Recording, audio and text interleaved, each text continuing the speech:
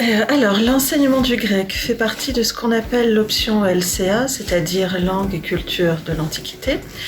L'option grecque est proposée aux élèves en troisième à raison d'1 heure par semaine.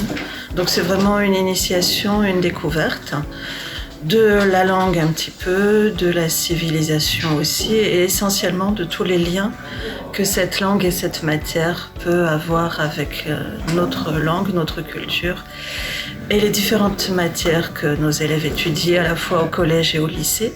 Donc au collège, on va beaucoup faire le lien avec l'histoire des arts, avec la littérature française bien sûr, et aussi beaucoup avec le vocabulaire, dont une part non négligeable vient du grec. Et ensuite, ça les prépare aussi au lycée pour l'étude des sciences, puisque une grande partie de notre philosophie scientifique vient du monde grec. Ça les prépare aussi à la philosophie et puis surtout à aborder les classiques en littérature. Et enfin, comme c'est un cours qui est en général peu chargé, ça nous permet de travailler autrement, de travailler par projet, de travailler l'autonomie des élèves, de partir de leurs questions aussi, de partir de leurs envies. Et donc c'est un cours que j'aime beaucoup. Alors j'ai un prénom qui vient du grec, donc c'est Pénélope. En grec on dit Pénélopeia. Donc c'est le prénom de l'épouse d'Ulysse dans l'Iliade et l'Odyssée. Et donc ça signifie que je suis fidèle et intelligente.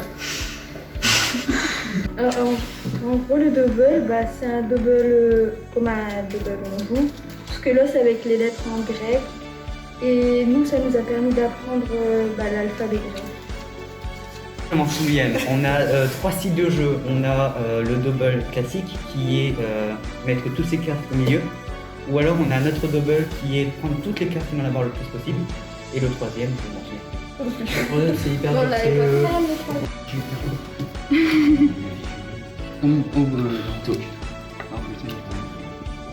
Si.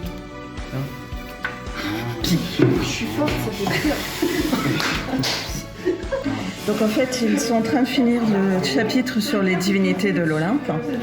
Et donc c'était une activité de groupe. À la base, ils avaient des images qui représentent chacune des 14 divinités de l'Olympe. Et ensuite, ils ont associé son nom en grec. Donc quand ils l'ont trouvé, ils l'ont collé au bon endroit. Au dos, ils ont collé les épithètes homériques qui correspondent à chaque divinité. Est-ce que c'était un dieu ou une déesse? Et donc des attributs. Eucharisto, ça veut dire merci.